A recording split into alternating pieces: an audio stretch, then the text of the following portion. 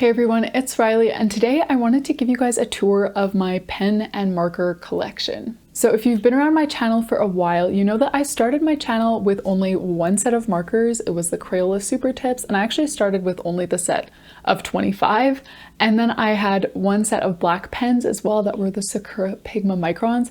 But obviously since then, my collection has grown like crazy, and lots of you have been asking which pens and markers are my favorites, which ones I would recommend to you, and that's what I want to do today. I'm just going to show you every single pen and marker in my collection and talk briefly about the things that I like and don't like about these different markers. So I will try to link as many of these products as I can down in the description, and I do have a bunch of discount codes there too, so if you'd like to check any of those out, you are more than welcome to do so. So let's start off with the markers and then we'll get into the pens. So I do not have a huge art studio or office space to store all of my stuff.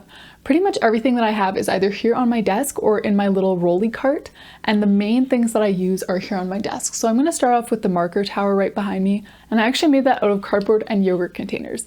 So the main markers that are in that tower and kind of my just number one go-to markers are the Crayola Supertips. So I have the Crayola Supertips set of 100. I got it on a back to school sale at Walmart for only $10. It has such an incredible color variety, and one thing that I really love is just the felt tip. So when I started bullet journaling, I didn't start off with these fancy brush tip markers like Tombows or whatever else. I started off with these, and so I learned all of my calligraphy, my hand lettering, all of my doodles with markers like this, and so this is still actually what I prefer for lots of my calligraphy and stuff. I just find that they're super versatile, lots of different colors, and a great budget-friendly option. The next set of markers that I use is another set from Crayola, and these are the Crayola Colors of the World set. So this set only includes 24 markers, and they are the larger felt tip, unlike the super tips, but I really like them. They're also very cheap. I got them from Walmart on sale again for about $5, and these ones just have a lot of muted tones. They're intended to be like a whole range of skin tones, which I personally happen to love using different shades of like browns and peaches and sort of orangey tones in my bullet journal, which this set has a lot of. So that's mostly what I use this set for. Next, I've got my Tombow dual tip brush pens. So second to the Crayola Supertips, these are definitely my favorites. I really do love the quality and especially the color variety in these markers. So I know I mentioned that the Crayola Supertips has like a really wide variety of colors, and that's totally true. But one thing that I find they're lacking is like the really, really light colors, like really light pastels, really light grays, and like sort of tan or sandy colors. Those kinds of things are kind of lacking in the Crayola Supertip set, and that's something that Tombow I think does really well. They've got a bunch of these really soft, really muted colors that I personally enjoy. And of course, if you do like a brush tip more than a felt tip, that's going to be another strong point for these. However, they are way more expensive than the Crayola Supertips. Next, I have a few of the Zebra Mildliner brush pens. I think I only have like 3 or 4 of these, and I do really like them. I feel like the quality is really, really comparable to the Tombow dual tip brush pens. I don't really notice a ton of difference, except for my Zebra Mildliner brush pens. They do seem to run out faster. Like I've already gone through 2 of them, and I haven't really gone through any of my Tombows, except for like one color that I use all the time. So they don't seem to last quite as long. The quality is awesome though, and they do offer some really nice muted colors. So also in my marker tower, I do have a few shuttle art markers. I did get the shuttle art set of 120, and that set was awesome, but I found there were quite a few duplicates, like markers that pretty much looked identical to each other. So I ended up giving over half the set away and just sort of keeping the core colors that I like. So they are dual tip. They do have one brush end and one more like pen end, which I do like, but they would rank lower than the Tombow ones for me.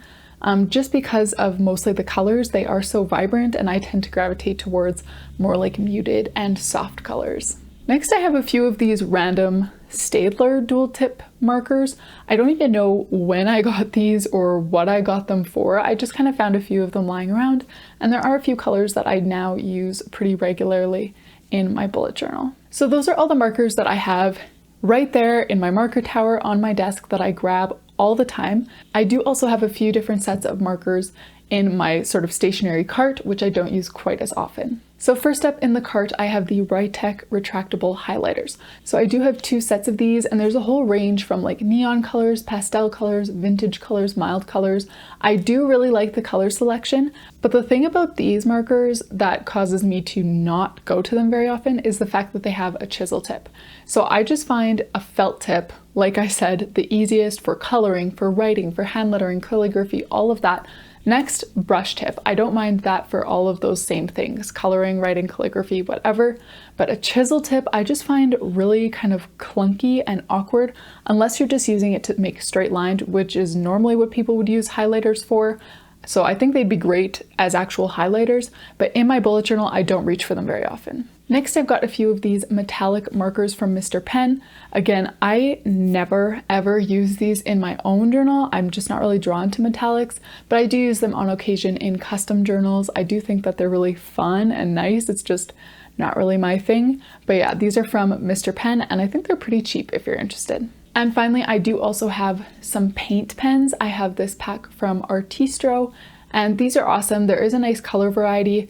The only thing that I don't really love about these, and that makes me not use them super often, is just they take so much longer. Like, so much of bullet journaling to me is just the functionality. You know, I want things to be quick and effective and useful and productive.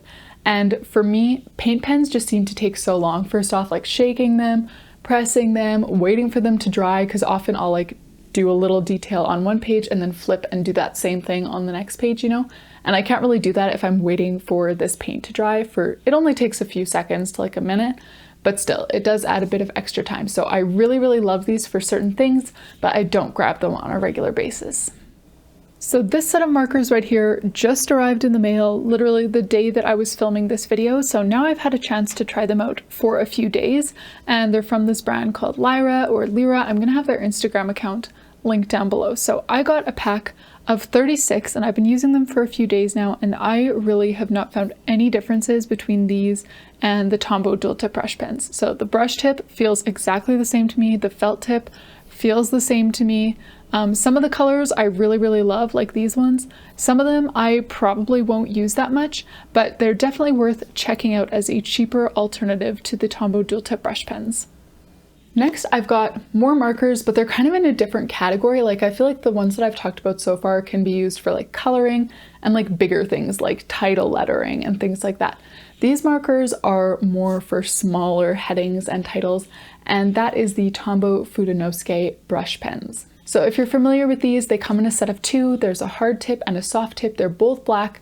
You can also get them in colors. I don't have any of the colored ones, but these are like my go-to smaller brush tip markers. I use these so often for different headings, for writing out the days of the week or the months of the year or something like that. They are just perfect. In that same category, I also have the Pentel Fude Touch brush pens, and I got them in the 2020 color release. I'm not sure if there's a special name for that pack, but it was just the new colors in 2020, and I love them. The colors are so beautiful, and I find these brush tips, honestly, I like the tips even a little bit better than the Tombow Fudenosuke ones, but I use them both equally. I probably use the Tombow ones more just because they're black and I have more use for that. But these ones, if you do like color, I find the brush tip just so smooth and easy to write with. So that's all for the markers. Now I'm going to talk about my pens, and I have way less pens than I do markers. So first off, the fine liners that I used most often are the Mr. Pen black multi-liners. I got these in a set of, I think like 6 or 8 or something like that. They come in a bunch of different sizes, and they are just like the Sakura Pigma Microns, except, so I had the Sakura Pigma Microns when I started journaling, but they did not last me very long. Like, the tips wore out or they just dried up so quickly.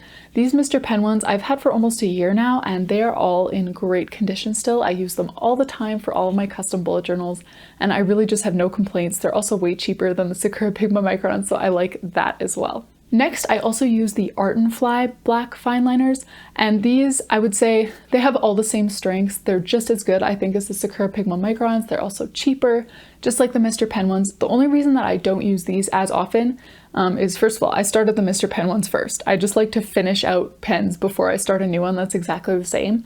But also these ones are a little bit wider and, like, I don't know, a little bit more awkward to hold. I feel like I could easily get used to them if I use them all the time, but I do tend to gravitate towards the Mr. Pen ones over these ones. So those are my two sets of like black fine liners that I really love. Then I've got some colored pens, and these ones are from Rytec. So these pens, like, they are so smooth and so creamy. The thing is, the colors are colors that I don't use super often in my bullet journal. And even if I did, like, I don't usually like to write in color. You know, I like to do my designs with marker in color, but my writing, I like that to be black so that it kind of stands out from all the colorful designs. So I don't use these colors very often, even though I absolutely love the way that the writing just like flows with these. I think they're wonderful if you do like writing in color. So currently the white gel pen that I've been using most is the Uniball Signo. It is a little bit wider than the other white gel pens that I use, but it just comes out so generously, if you know what I mean. Like, and the white ink just stands off the page. I feel like it just works so well. Other white gel pens that I also recommend are the Mr. Pen white gel pens. They come in much bigger packs for a lower price than the Uniball ones, but they are a little bit more hit or miss. I got a pack of, I think, 12, and I think about 6 or 7 of them worked really well, and the other ones were just total duds, like nothing came out of them. So it is a little bit hit or miss, but they are cheaper, and when they work, I love them. So those are all the pens and all the markers that I have in my stationery collection. I hope that you enjoyed this video and just hearing some of the pros and cons, the things that I like and don't like about them. If you do have any questions about these products, drop your questions in the comments below, and be sure to head to the description if you want a discount code or just a link to any of these different supplies.